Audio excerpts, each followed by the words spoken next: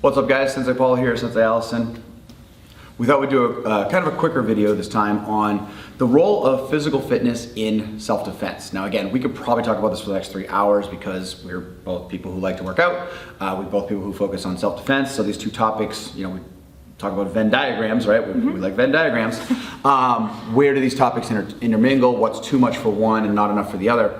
But we thought we'd kind of hit it from a couple different angles. So first and foremost, there are some metrics and standards out there for those who are what we call force professionals in our world. So like the FBI has an FBI standard test. Allison, if you want to read those off real quick.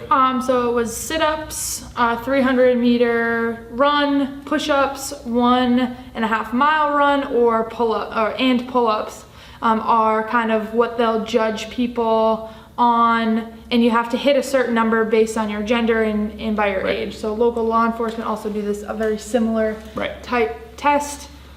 So for those wondering, I looked it up real quick. They do a point system for the FBI stuff. You can look this all up online, guys, but just real quick in case you're curious.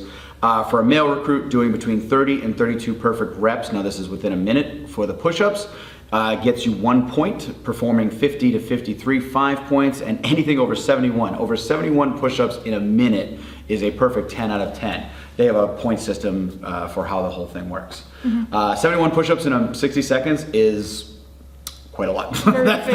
that's quite a lot. I'd be very impressed by anybody who can pull that off. But I don't know that most people need to pull that off. No. Right? So I thought we'd do a quick chat on what we see as the kind of important metrics for self-defense. There are things that get talked about all the time. Does size and strength and weight matter in self-defense, Allison? Yes, it does. What? How dare you? In the martial arts, we are told emphatically that any smaller person can beat any larger opponent at any moment in time with the correct techniques and knowledge. It's BS. You just blew up all the martial arts right there. Yeah, ask the person that I bit because they were too heavy. Wait, I'm sorry, what? That's a story for another day. That might be a story for another day, yeah. And that's the idea of raising your level of tactics, right? If one level of tactics aren't working because you're losing, frankly, you might have to raise the level of tactics. One of the separations when we talk about self-defense versus martial arts is martial arts has rules, depending on what the martial art is. Self-defense also has rules. Rule number 1 is don't die. Rule number 2 is don't violate the law in the name of like going too far, right?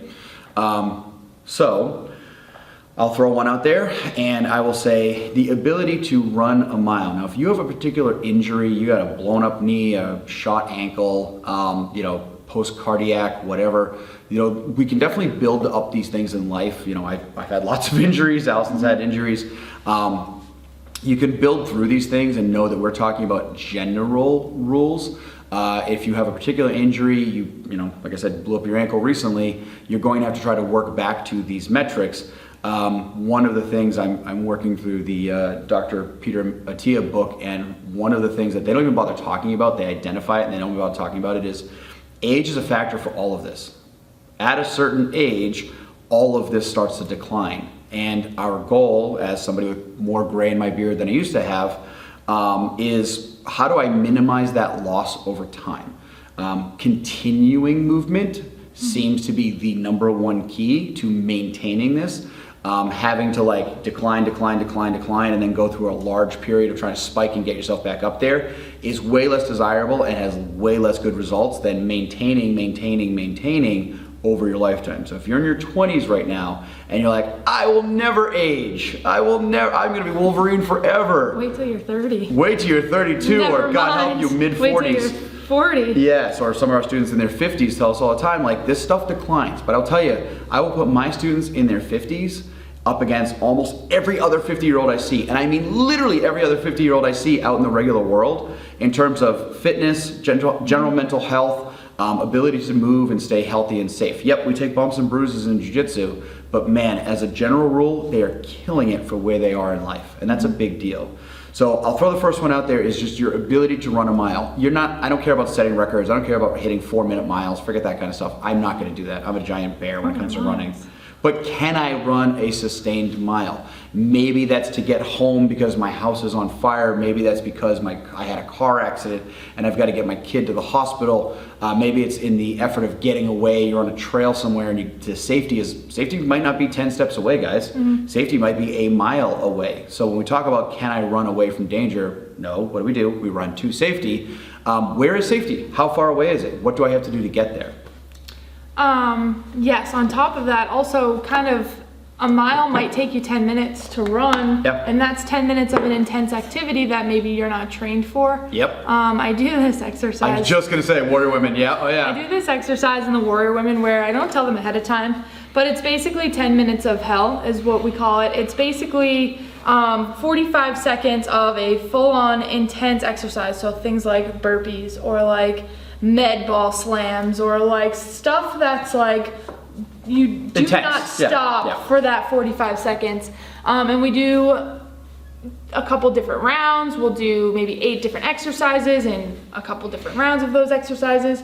But it's the whole point of, can you do this high intense activity for a total of 10 to 12 minutes? Yep. And there's a specific reason why it's 10 to 12 minutes. Yep. Do you want to? Do you want me to do this? Okay. Yeah.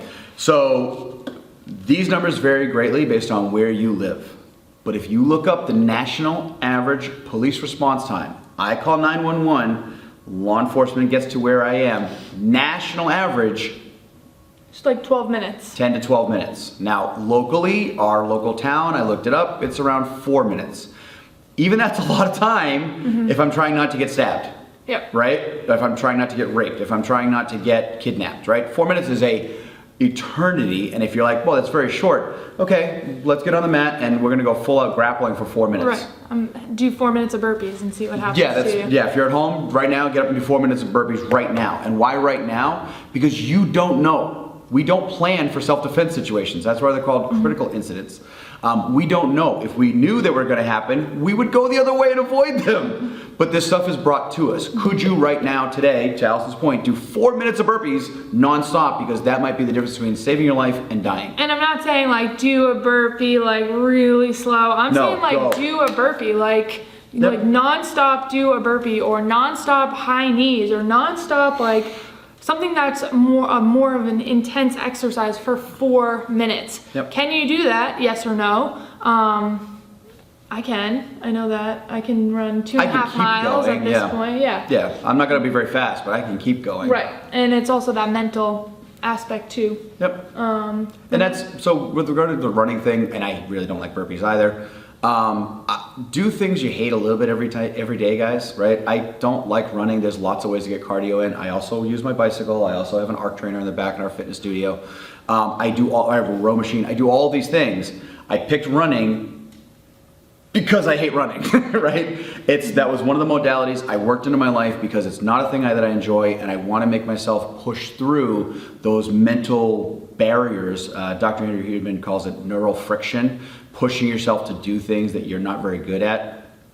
Can you push through those moments in time? Can you become better at kind of suffering? And I'm not saying suffering for suffering's sake, but suffering to get better at the idea of pushing through those mental holds or those mental blocks. It's a big moment in time. Yeah, definitely.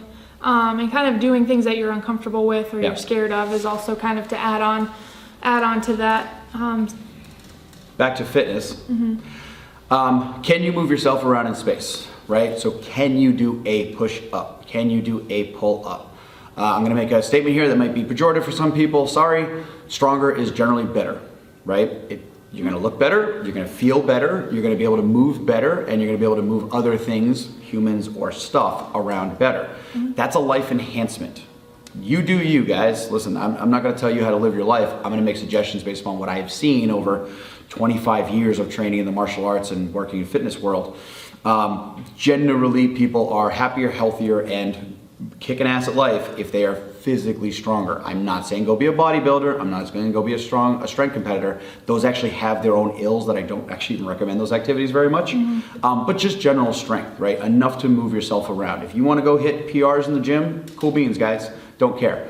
But what can you do to maintain joint stabilization and health? I have very large dogs at home. The dog food bags are 50 pounds. Can you right now pick up a 50-pound bag, haul that thing out to the car, and then bring it in and then dump it out, right, to feed those animals? If you have a kid, your kid's 70 pounds, you had to get your kid to safety. Can you do that? Can you get yourself up a ladder or out of a window to safety without getting hurt in the process? Your ability to move yourself around in space and your ability to move other things around in space determine this quite a bit. We do multiple attack drills, right? What's your experience been with larger opponents during that? You have to move you, right? Yeah. So if I can't move somebody, then I have to move. So I have to be quick on my feet, as well as kind of just strategic in how I move as well. I don't want to get stuck in the middle of these two giant mountains. So not generally, no. So moving myself, being a little bit quicker, or faster, like just being able to move, even though I might not be able to move them specifically, but I can use them to help move myself, and then work from there. Yeah, and then I think the last one, guys, when it comes to just generally specifically physical fitness, we can talk about nutrition, all that kind of stuff, but some manner of, and these kind of, to me, in my mind, I know they're very separate topics, but stabilization and agility go together. So can I quickly go from A to B and change directions without rolling my ankle, right? How good, if you get deep into the physiology of this, how good your stabilization is in a joint determines your limits in agility. If your stabilization and balance is garbage, if your core strength is garbage, your ability to make quick cuts and change directions rapidly. So we all do this all the time. You drop your phone, you're like, oh, and you rapidly go to grab your phone. A bottle of milk falls and you go to quickly throw your foot out, right, to get that bottle of milk so it doesn't smash the ground, sacrificing your toes in the process. We've all done that, right? But whatever the case may be, maybe your kid's starting to fall and you go to grab that kid, that rapid change in direction is first, core stabilization, second, joint stabilization, third, agility. So we do drills in here where it's strike, strike, avoid. Can I quickly change those directions and not get waffled in the process, not fall over, not blow a shoulder out while doing that? You do hockey, so you get quite a lot of this. Yes. And things like, Allison does hockey. Somebody the other day was like, Allison has this crazy motor. She can like run and never seem to get tired. And I have to imagine it's from a lifetime of being on the ice and just continual movement. You say you rather like play double shifts. Forgive me, I'm not a hockey person. You've told me many times you'd rather play a man down and have to play the whole game than sit down, right? I would actually. Well, you've said that. So I told you I listened, Allison. Like the games where we would have like 3 lines of forwards and you're out there for a minute and then you have to sit for 2.5, 3 minutes. Those games are the worst. Like I'd rather just either go out every other shift or double shift, stay out there for a longer period of time. You realize how rare that is, right? Most people want that break. Oh yeah, no, I don't want any breaks. But that's again, so here's the thing, guys. What I want you guys to realize is this is Allison, because she has done this for her whole life, at 32 years of age, still wants to keep doing that. If you're 32 years of age, or 28, or 42, or whatever the number is, and that sounds horrible to you, get out of your office chair more often, get into an activity. I don't actually super duper care what the activity is. Some have greater risk than others. Self-defense, we're throwing and punching people. Obviously that has a risk to it, hence we teach the thing with great care. Our CrossFit friends, high rate of injury. I know I'm gonna get sued now, but whatever. It does have a high rate of injury, right? Because it's a powerlifting program. Some of our friends do this like ninja thing, high rate of injury, right? So you don't have to go those high rate of injury things, but do things that engage your mind. I don't care if it's hiking, right? Let's get out there, move. Yep. You have to navigate unstable surfaces. That's a great thing. You have to challenge your cardiovascular system. You have to climb up rocks. Uphill, yeah. Right, this is a challenge, right? Downhill actually is worse. Downhill's much worse than up. Skiing, right? Again, a little bit of a rate of injury because people blow out their knees and ankles skiing. Do something, right? We did a video on life enhancement things that also have to do with self-defense, and one of them is movement. Get out, get moving, and keep moving. That longevity thing on life seems to be pretty consistently dialed into being consistent. never really sitting for prolonged periods of your life. I don't mean for the day, I mean your life. And if your life brings you to an office chair and sitting down 6, 7, 8 hours a day, you gotta put the work in to make sure you're enhancing that with something else. What's balancing that? Going home and watching TV after looking at a computer screen all day ain't making that better, guys. It's I'm gonna say this pejoratively, it is hearkening your path to the grave. It is speeding up your step to the grave. You gotta find other stuff to balance that off. And the more you sit, the more you have to move. You just have to. Gardening is also Yeah, absolutely, 100%. I hate gardening, but if that's something, I know it's a lot of labor. I just don't like getting dirty. I'd rather get sweaty than dirty.